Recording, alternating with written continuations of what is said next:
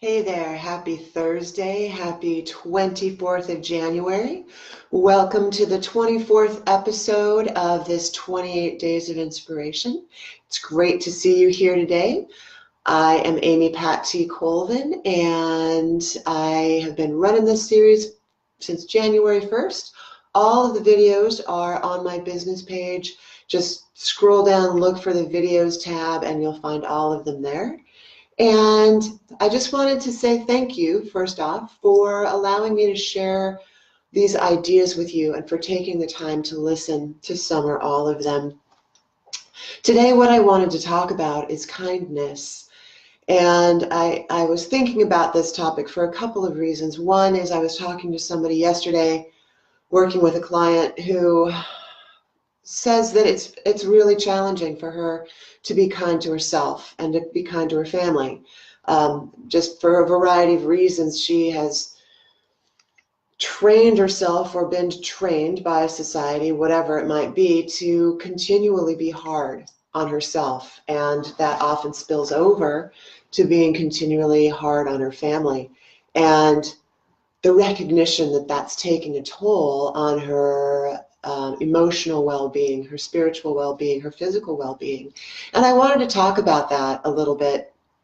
And she certainly is not alone in being hard on herself. And it reminded me also, or I was thinking also of an online course. I teach a 7-week online course where anybody in the world can join me. We meet 2 hours at a time. And during one of those courses, I brought up, we were talking about this idea of kindness, and I brought up the fact that I used to be in a relationship with someone where after I got out of the relationship, I found out from a mutual acquaintance that he had said to this other person that he intentionally liked to push my buttons until I cried. And one of the beauties for me about this Taoist meditation path is this willingness to sit with self, this willingness to connect with that divine within, gave me the courage and the power to be able to get out of that relationship. But it was interesting to have it reflected back to me that his preferred way of being in relationship with me was to push my buttons until I cried. And in the process of talking about that in this 7-week course, one of the men in the course said, "Wow, I do that too." And so there is sort of this presence in the world where we are not kind to ourselves and we're not kind to each other sometimes. And I want you to think about how that actually feels within you when you're not kind to someone else. Even if it's just simply, being sarcastic in a cutting way, or flat out just being rude to somebody. Does it bring you joy? Does it bring you internal peace and happiness when you are not kind to others or to yourself? And I was in the process of thinking about that. I wanted to share with you a couple of thoughts. One, this is a quote from the Dalai Lama that I like quite a lot. And I love these two examples because the Dalai Lama comes out of the Buddhist tradition, and then when I read to you verse 49 out of the Tao Te Ching, it comes out of the Taoist tradition. And I know that in all major traditions out there in the world, all major spiritual traditions, kindness is an important element. So this is what the Dalai Lama has to say. "This is my simple religion. No need for temples. No need for complicated philosophy. Your own mind, your own heart is the temple. Your philosophy, simple kindness." I mean, how nice is that? This idea that kindness in and of itself stands in the place of religion, or it is the Dalai Lama's religion. It is his philosophy. It is the idea of just being a good person. So this is what the 49th verse of the Tao Te Ching says, and again, this is from Wayne Dyer's translation. It says, "The sage has no fixed mind. He is aware of the needs of others. Those who are good, he treats with goodness. Those who are bad, he also treats with goodness. Because the nature of his being is being good. He is kind to the kind. He is also kind to the unkind. Because the nature of his being is kindness. He is faithful to the faithful. He is also faithful to the unfaithful. The sage lives in harmony with all below heaven. He sees everything as his own self. He loves everyone as his own child.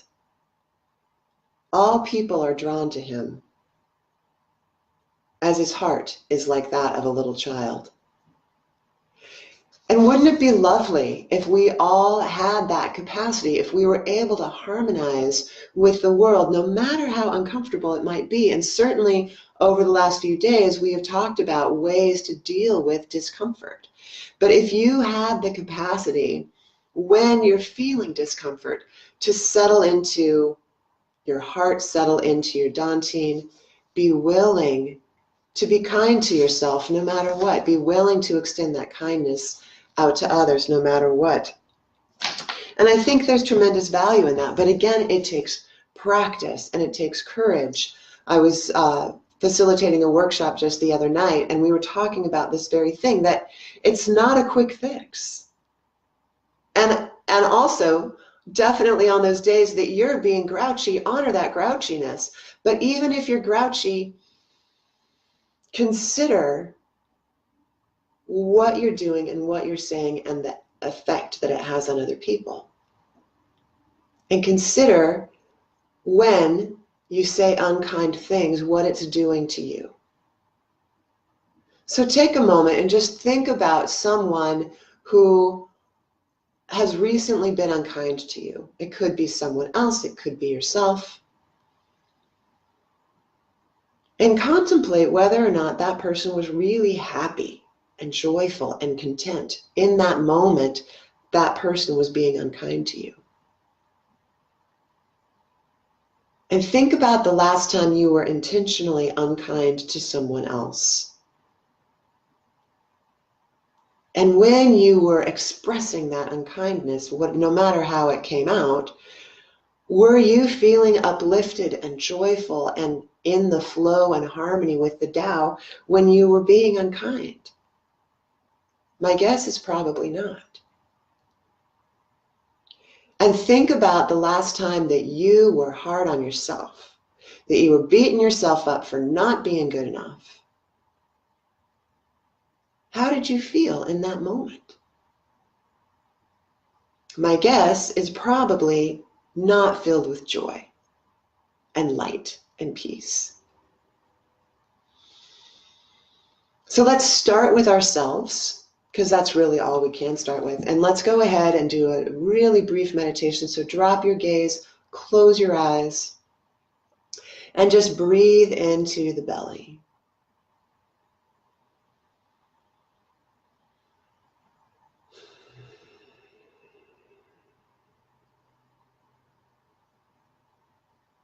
And in that process of breathing into the belly, you are connecting with that divine within. You're connecting with your inner wisdom, however you want to look at it.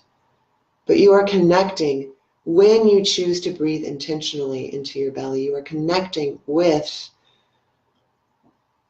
that aspect of you that always loves you, is always supportive of you, and does not judge you. The judgment comes out of the brain. It doesn't come out of this energy center at the Dantian in the middle of your body. So in those moments when you feel like you're hard on yourself, practice this. Breathe into the belly. Know that you're connecting with that inner spirit that loves you no matter what, so that you can break that mental cycle of beating yourself up. And the more you do this with and for yourself, the more you can be buoyant and extend light out to other people. So let's bring that meditation to a close. I hope this gives you something to think about for the day, and I look forward to seeing you tomorrow. Have a great afternoon. Bye-bye.